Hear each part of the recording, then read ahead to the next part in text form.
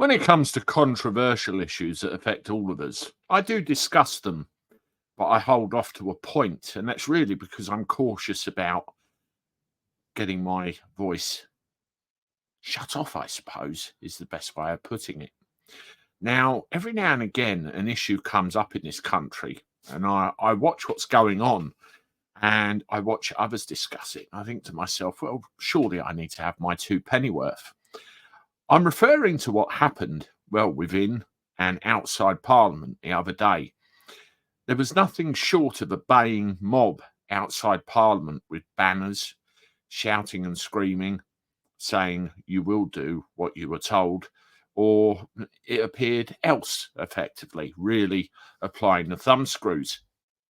In case you don't know what I'm talking about, here's a picture of what was going on outside Parliament. You can see the message shone onto Big Ben and the various plaques and banners and demonstration signs and everything else. Now, if that was anyone else, I'm sure the riot police would have been in there full force and would have cleared them out. Yet again, the Metropolitan Police has allowed this to happen in plain sight and appear to do nothing about it. What concerns me more is what actually transpired within Parliament on that particular day. This was all revolving around a debate and a vote on a ceasefire in a country thousands of miles away, and you know the one I'm referring to.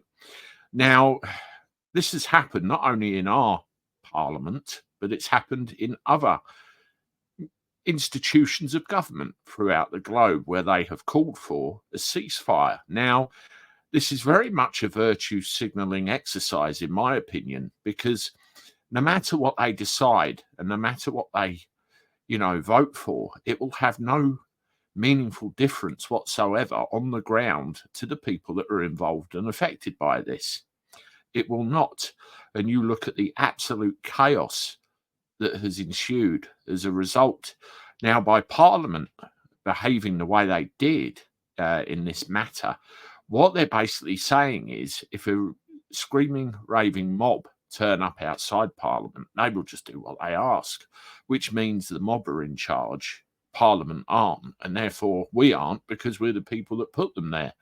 And it very much concerns me, the direction of travel within this country. What is going to happen in the future? Who is going to be representative of certain individuals in Parliament in the future? And how many of us true blood Englishmen like myself are going to be looking at the exit door very soon? It's concerning. I think unless anything changes very, very soon, we're going to have major problems. Now, Lindsay Hoyle has since come out and apologised, and this is what came out. Emotional speaker Sir Lindsay Hoyle says he's guilty of looking after MPs facing frightening threats. Sir Lindsay Hoyle apologised to MPs for the chaos that ensued over the Gaza debate, but insisted the safety of MPs was on his mind when he made the decision to allow a vote on a Labour amendment. Now, there are lots of threats. There are lots of incidents where MPs do feel that their safety is endangered. And we have to ask ourselves, why is that? Because whenever I watch any coverage or any, political debates, they very much seem isolated inward towards that Westminster bubble. They can't see any further than that and can't understand quite why people feel the way they do. And unfortunately, like any badly run business, we've reached a, I suppose, Cromwellian moment in our history where something has got to give. I make no secret about the fact I'm very disenfranchised with the whole political system in this country. I think every single one of those over 600 MPs need to lose their job because they are a byproduct of something that quite simply doesn't work anymore.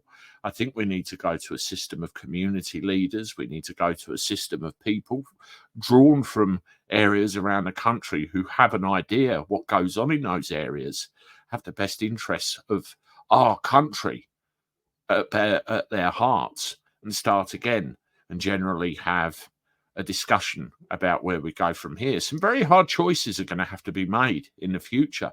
Now, unfortunately, I don't think those currently in power are the ones to make it.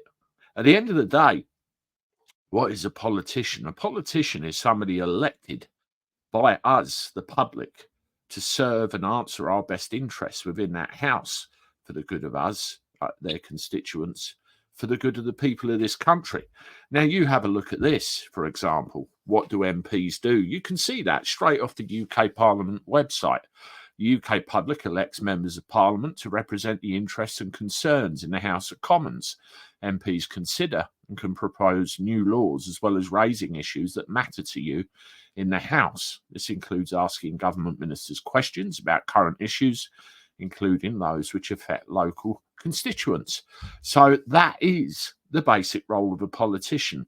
And with their voting and their filibustering and they're dragging their heels through the voting lobbies and everything else tactically to outdo the other party, I've not seen our best interests acted upon for ever such a long time.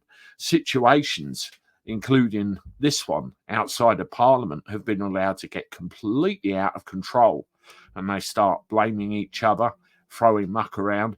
But if they're not careful, before they know it, something very nasty is going to come in the back door and replace everything before we have a choice or a say in the matter.